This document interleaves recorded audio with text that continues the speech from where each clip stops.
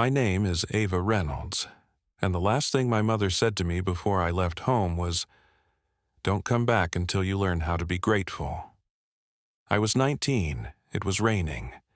Not the kind of rain that feels dramatic or cinematic, just steady, quiet, persistent. The kind that doesn't ask for attention, the kind that just stays. I remember standing there at the front door, holding a small suitcase that suddenly felt heavier than it should have. Not because of what was inside it, but because of what wasn't. No plan, no certainty, no one waiting for me on the other side. And in that moment, something shifted. Not loudly, not in a way anyone else could see, but inside me. Something became very clear. They didn't want me to change. They wanted me to disappear. I didn't argue. I didn't cry, not because I was strong, but because I had already learned something long before that moment. In houses like mine, emotions don't fix anything. Silence does. From the outside, my family looked perfect. That's what made it so difficult to explain, because people expect problems to be visible. They expect chaos, arguments, something obvious. But we didn't have that. We had structure, routine, a house that was always clean, dinner at the same time every evening, a father who ran a successful construction company, a mother who made sure everything looked exactly the way it was supposed to, and my older brother Ethan. He was everything they were proud of. Confident, driven, reliable. The kind of person people point to when they say, "That's how it should be done." And then there was me. I wasn't the problem. I wasn't difficult. I wasn't rebellious. I didn't break rules. I didn't create chaos. I just wasn't important enough to focus on. And that's a different kind of absence, because being ignored loudly at least gives you something to react to, but being overlooked quietly, that changes you in ways you don't even notice at first. It's small things. Things that don't sound serious when you say them out loud, like speaking at dinner and realizing halfway through your sentence that no one is listening, or bringing home something you worked hard for and watching it get acknowledged for just a few seconds before the conversation moves on. Back to something else. Back to him. It wasn't hate. I think I would have understood hate better. At least hate is active. At least it acknowledges that you exist. This was different. This was indifference. And indifference does something dangerous. It doesn't just hurt you. It makes you question yourself. It makes you wonder if maybe you really aren't worth noticing. If maybe this is just what your place looks like. And over time, you adapt. You stop interrupting. You stop expecting. You stop needing. Not because you don't have needs, but because you've learned no one is going to meet them. So you shrink, quietly, carefully, until one day you realize you've disappeared, even to yourself. I don't remember the exact moment it started, but I remember the moment I noticed it. I was 16, sitting at the dinner table. Ethan was talking about something. Another project, another success, another plan. My parents were engaged, interested, present, and I was sitting right there, in the same room, at the same table, but somehow not part of it. And that's when it hit me. I could stay silent for the entire evening, and nothing would change. No one would notice. That realization didn't make me angry, not immediately. It made me adjust, because that's what I had always done. I became easier, quieter, more independent, more manageable, and people praised me for it. "You're so mature. You're so easy. You don't need anything." At first, those words felt good, like recognition, like approval, until I understood what they actually meant. They meant, you don't take up space, you don't create problems, you don't require effort. And once people believe that about you, they stop giving, not suddenly, not intentionally, just slowly, quietly, until one day there's nothing left to give, and you're left standing there, trying to figure out when it all disappeared. The breaking point didn't come in a dramatic way. It wasn't an explosion. It wasn't a fight.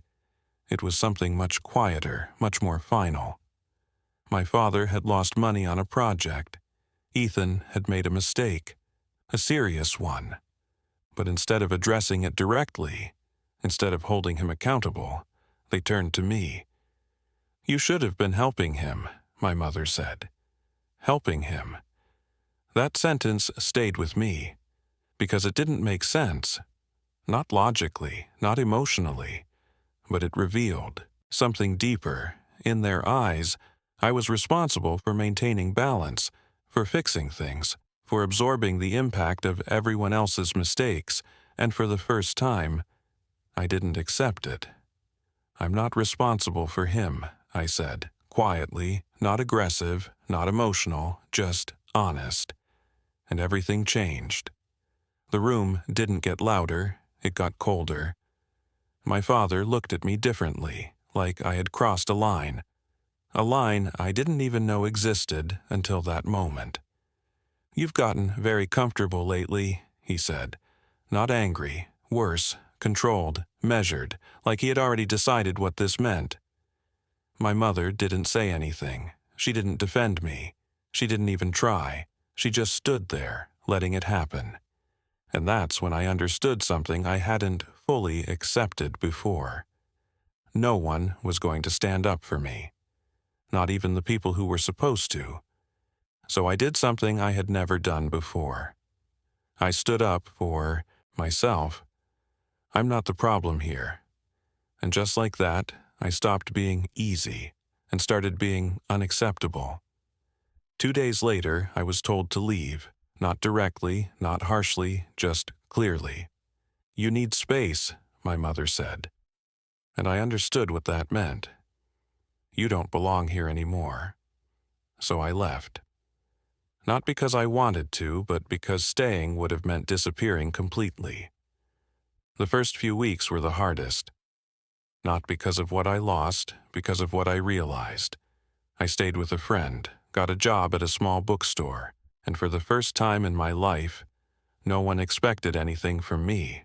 No pressure, no comparisons, no silent expectations hanging in the air, just space.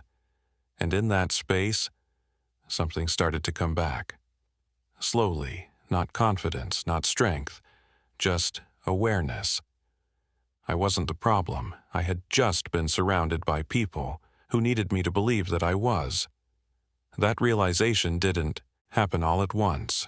It built over time, through small moments, through distance, through silence that no longer felt empty, but peaceful. Years passed. I worked, studied, struggled, failed sometimes, learned, built something that was mine, something stable, something real, and eventually, something changed. I wasn't surviving anymore, I was living. And that's when they came back. Not with apologies, not with accountability, with timing. Because timing reveals everything. First, my brother. A simple message.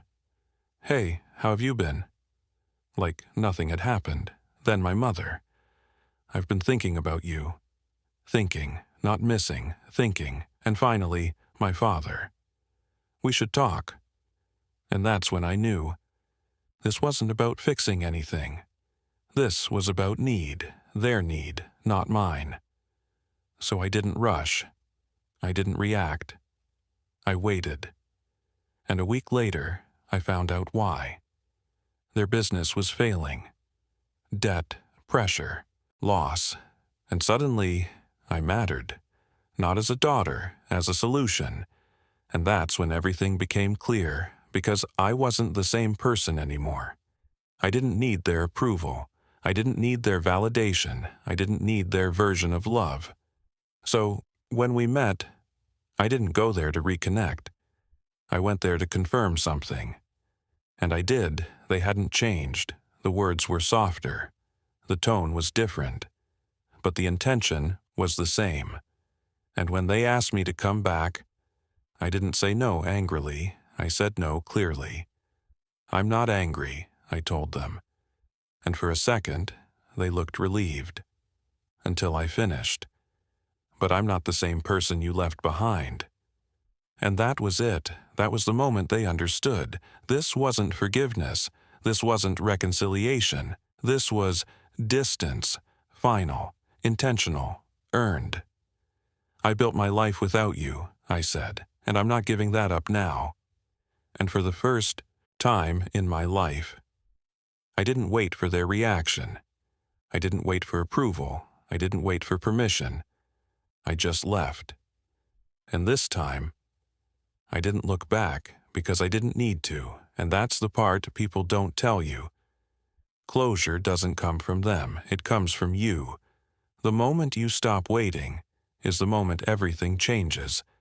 And if you've ever felt invisible, if you've ever been the one who adjusted, the one who stayed quiet, the one who needed less so others could take more, then you understand this. You were never the problem. You were just surrounded by people who needed you to believe that you were. And the moment you stop believing that is the moment you finally become free. So let me ask you something. Not as a storyteller, but as someone who understands this feeling. Have you ever reached a point where you realized you didn't need them anymore? If you have, you already know the answer. It's not revenge, it's not anger, it's not even closure. It's one word: enough.